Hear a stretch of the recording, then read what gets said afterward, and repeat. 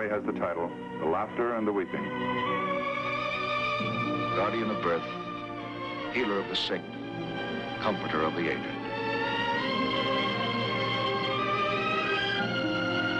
And the qualities of the worthy physician are three: the eye of an eagle, the heart of a lion, the hand of a woman.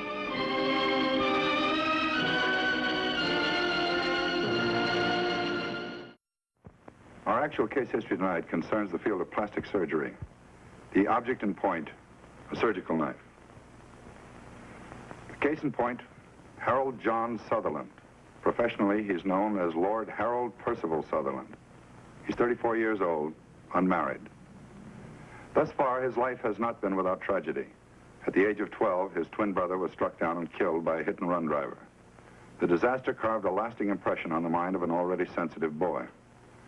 Graduated from high school at the age of 17, Harold entered college with one goal in view: to earn his master's degree in English literature, and ultimately a certificate as a qualified teacher in the same field of learning. But toward the end of his second year in college, his father sustained critical injuries in an auto accident and became permanently bedridden. So at the age of 19, Harold quit his studies in order to support his mother and his invalid father, and he sought quick, profitable employment. Because of his unusual physical development and his athletic ability, he gained a foothold in professional wrestling almost immediately. From the very beginning, he hated it. But it meant quick money, and that's what he needed for the support of his parents. In a few months, he'd be free to get a better job, a chance to continue his education. But it didn't happen. A few months lengthened into a year, and 2 years, 5 years, 10 years. A chance to return to his studies. Somehow he managed to keep that hope alive. But another few years and his last hope died. There was no chance. To Harold Sutherland, there was nothing else left. It had to be wrestling. For him, there was no other job. Any bitterness he felt was tempered with the knowledge that he had devoted 15 years of his life to two people he loved most. One of them, his mother, died a year ago. Now death threatens his aging father, still an invalid. 12 hours ago, he suffered a brain hemorrhage, a stroke. The outcome is still in doubt. Still the same? Hasn't there been any change at all? I called Dr. Getz, the neurologist, in consultation. He agrees with the diagnosis. Cerebral hemorrhage, same area of the brain as last time. This time it's more serious. Is he gonna die? It's not very encouraging, Hal. His chances aren't very good. It's getting late.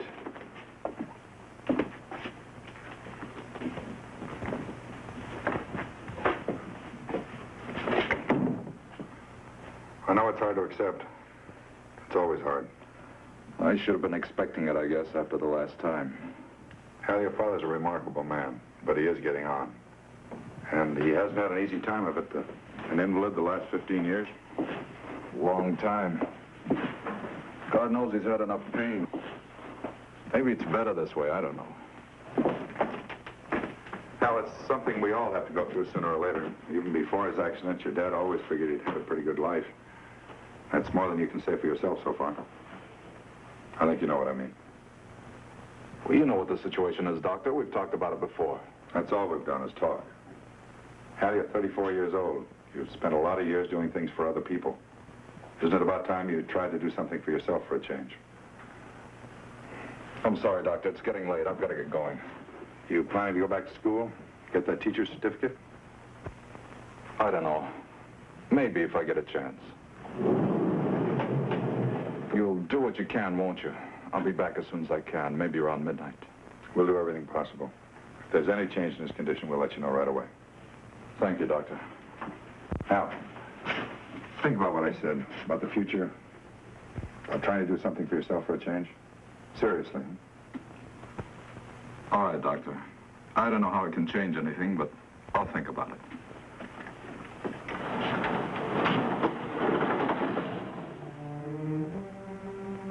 So once again, Harold Sutherland returns reluctantly to the source of his livelihood, the wrestling arena, to reenact a role he's long since wearied of.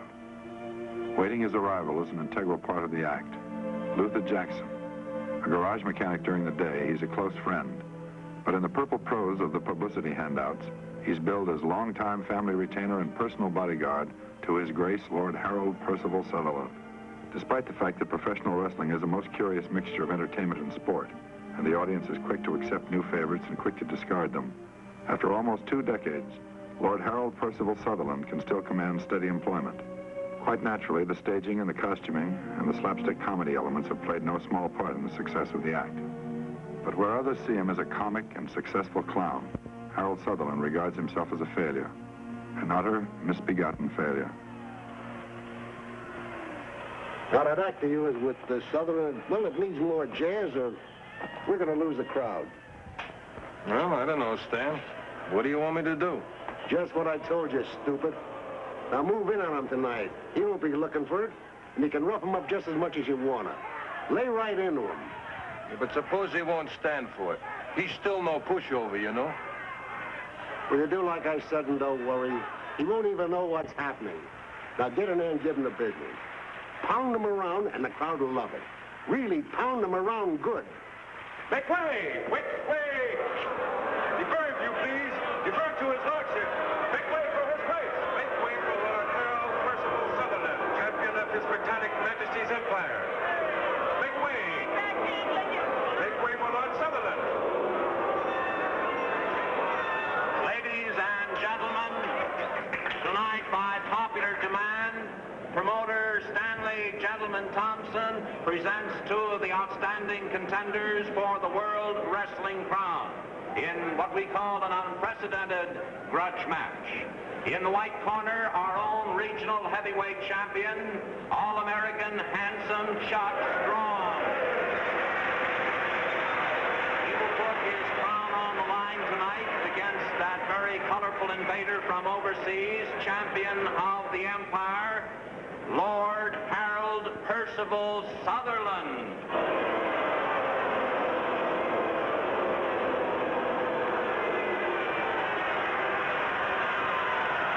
Ladies and gentlemen, by popular request, Lord Percival's recitation tonight, a speech from William Shakespeare's play, King Henry VI. Lord Percival, if you please.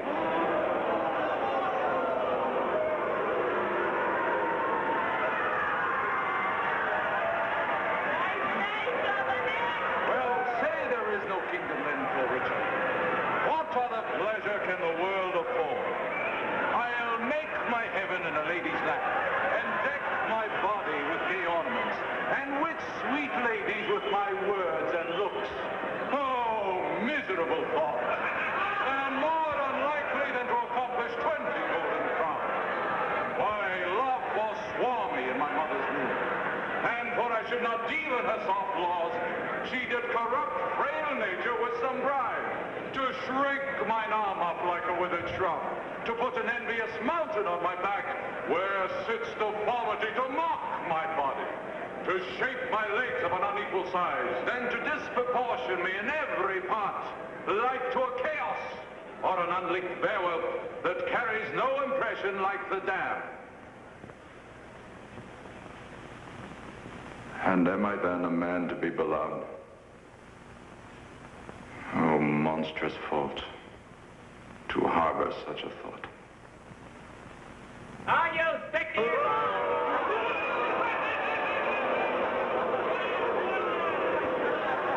right, then, let's go.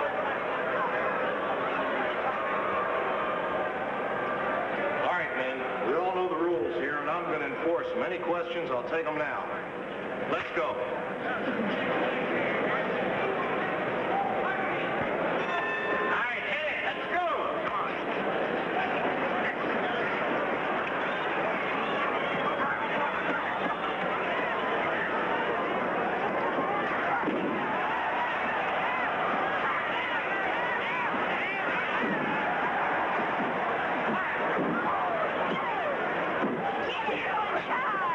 Give it to him! Oh, that's a winner!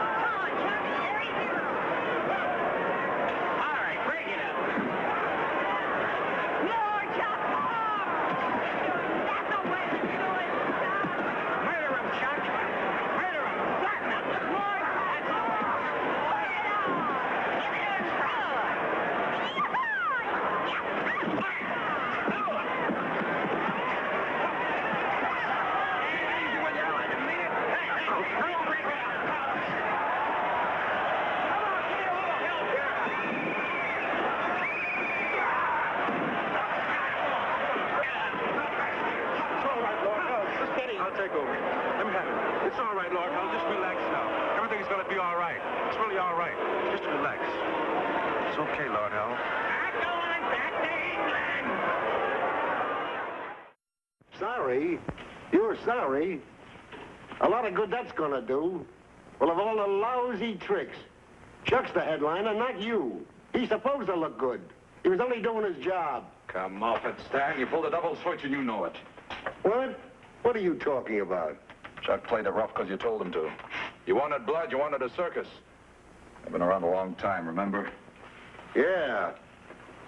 Maybe you've been around too long. Look, I'm running this outfit, and I'm not carrying anybody who can't take orders. Now, you'll do as you're told or you're through. Remember, pal, you can be replaced just like that. All right, Stan. If that's the way you feel about it, maybe you better replace me. All right. That's the way you feel about it? There's your cut for the night, and we're quits. Lord Hell! Lord Hell! The hospital just phoned you. They said it's important. They said you'd better come right away.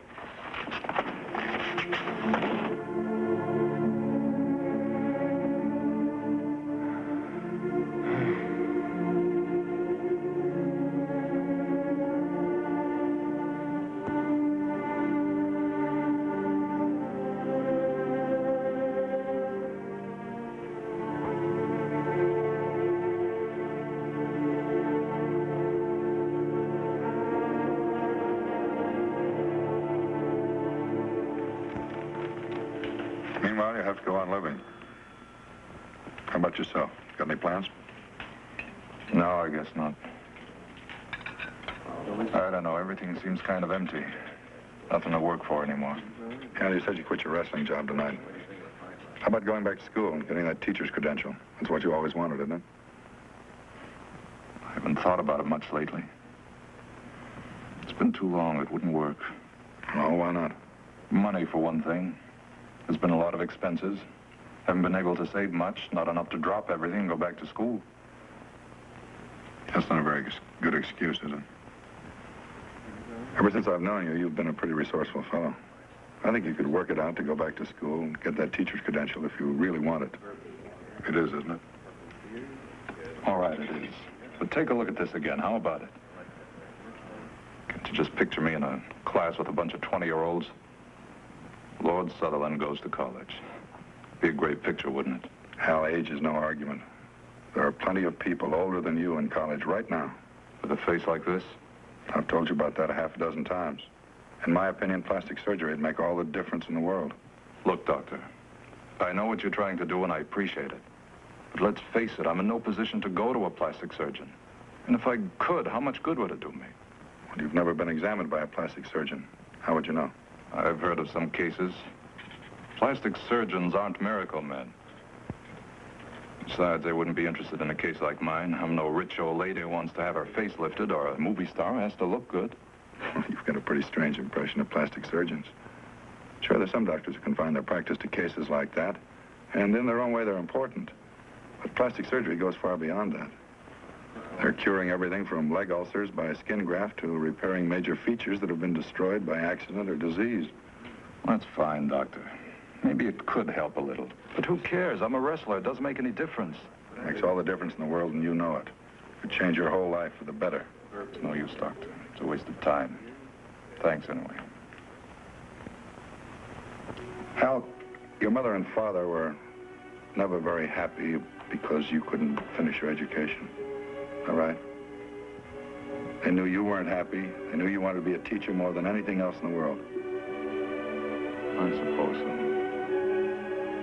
Well, if you won't do it for yourself, how about doing it for them? What do you say? You win, Doctor. Name the time and place, and I'll be there.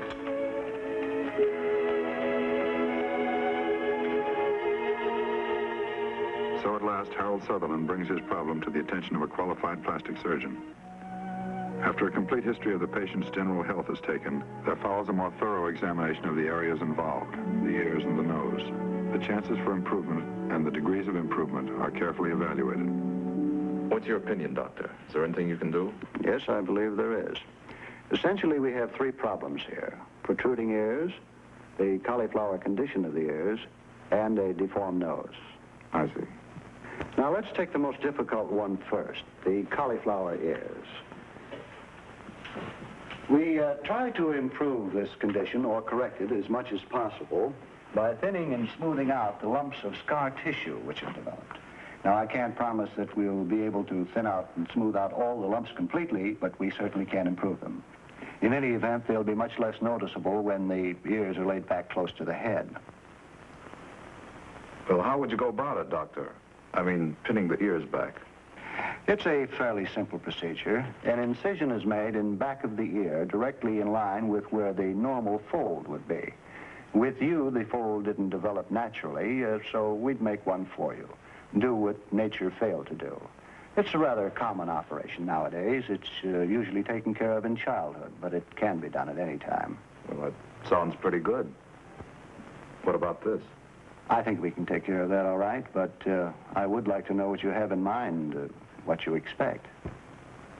Well, something like it used to be, I guess. Doesn't have to be perfect, just so it isn't something you stop and stare at. We can certainly do that much, all right. Well, how would you go about that? Would you have to graft bone, things like that? No, in your case, nothing is missing. The bone and tissue is merely mashed down. You can regard it very much on the principle of a triangle. The apex is flattened and the base spreads like this. Now, by bringing the base together, the apex or ridge of the nose is restored to its normal position. I see. By the way, Doctor, there is something else.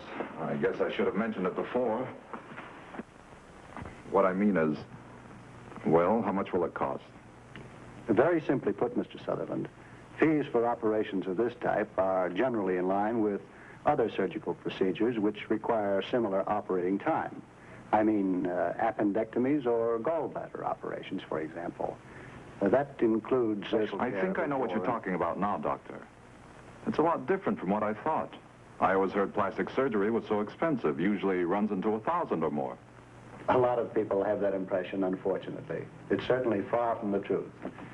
Now, of course, Mr. Sutherland, surgery is out of the question for you until your ears have healed completely, until there's no danger of infection. I understand. After that, if and when you decide on surgery, why don't you call me right here at the office? Thank you, Doctor. I'll call you. So you want to come back to work for me, huh? All right, you can come back. Thanks a lot, Stan. It's nice of you. Under one condition. That you sign a firm 18-month contract with me, and that means for the next 18 months you're in the ring, you'll do exactly what I say. If I say stand on your head, you stand on your head. If I say fall down, you fall down, understand? You'll get the same money, same billing, and no complaints. All right, Stan. No complaints. Okay, it's a deal. Say, glad to see you getting some sense, Percy. What happened? How come you came back? Because I'm leaving you, Stan. 18 months and I'm leaving you once and for all. So after the long years of trial, the long years of waiting, Lord Harold Percival Sutherland delivers himself back to a livelihood which he hates, but at the same time represents a means to an end. The trial is long, 18 months. They pass slowly. And the injuries are not confined to the body alone.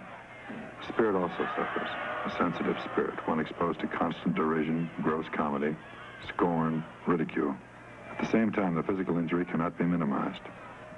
It is only conjecture, but it might be significant that the lives of many of the world's most famous clowns and comedians have been painted with tragedy and great sorrow. And the weeks pass slowly, and slowly the months. Scars healed or reopened, then heal again. The crowds are pleased, the promoters are happy.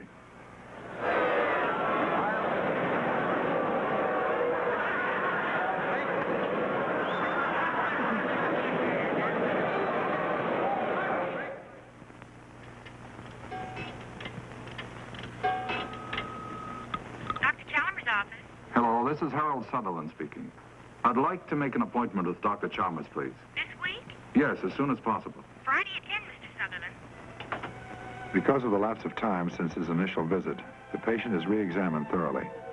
Additional damage is noted, but nothing critical enough to advise against surgery. A date is set for the operation 2 weeks hence, and the doctor's office staff completes hospital arrangements. Photographs are then taken to provide accurate records of the patient's preoperative condition. The patient, Harold Sutherland, is admitted to the hospital during the afternoon the day before surgery. Early the following morning, the patient is given preoperative sedatives. The patient is removed from his room and taken to surgery. The surgery is accomplished under local anesthetic. The patient experiences a feeling of drowsiness, well-being. The initial procedure is to correct the protruding condition of the ears. To correct the cauliflower condition, skin flaps are dissected away from the deeper masses of scar tissue, and this material is then paired to the normal shape and thickness of the original ear cartilage. Next, the rhinoplasty, the surgical procedure on the nose. The nasal bones are cut through with a fine chisel-like instrument, an osteotome, in approximately the same area where the original fractures occurred. This allows the surgeon to relocate the bony structure to its original position and to remove any excess bone. He also frees the cartilage, which provides the shape and support to the tip of the nose from the scar tissue which has been holding it in a distorted position. The natural resilience of the cartilage returns the nose more or less to a normal shape. Finer molding and anchorage of this cartilage is accomplished with the use of sutures.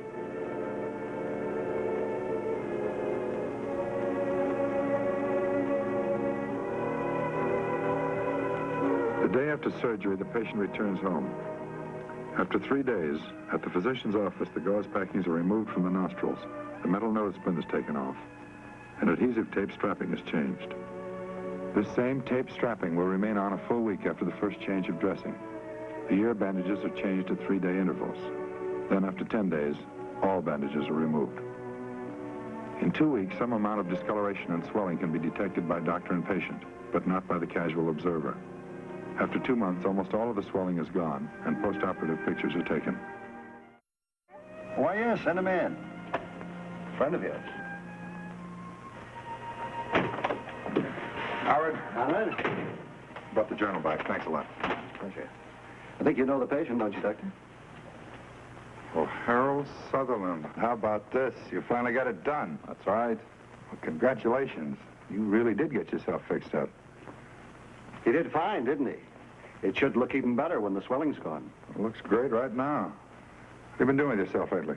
Oh, I've been working in the garage at night, brushing up on my books some during the day. You're going to finish up? You're going back to state teachers? Solid 2 years. Fall semester opens a week from tomorrow. Oh, that's wonderful. That's just wonderful. Decide what you're going to major in. You know as well as I do. Corrupt frail nature with some bribe. To shrink mine arm up like a withered shrub, to make an envious mountain on my back. Where sits deformity of, where sits deformity? Sorry, Mr. Sutherland, I forget. All right, Donald, that was a fair try. But I think you were too busy memorizing to grasp the real meaning of the words. Now, I'm no expert, but I have read in public before. Maybe this might give you a better idea of what Shakespeare was trying to say in this speech. Oh, miserable thought. And more unlikely than to accomplish 20 golden crowns. My love forswore me in my mother's womb, and for I should not deal in her soft laws, she did corrupt frail nature with some bribe, to shrink mine arm up like a withered shrub, to put an envious mountain on my back, where sits deformity to mock my body, and to shape my legs of an unequal size, and to disproportion me in every part, like to a chaos, or an unlicked bare whelp that carries no impression like the dam. And am I then a man to be beloved?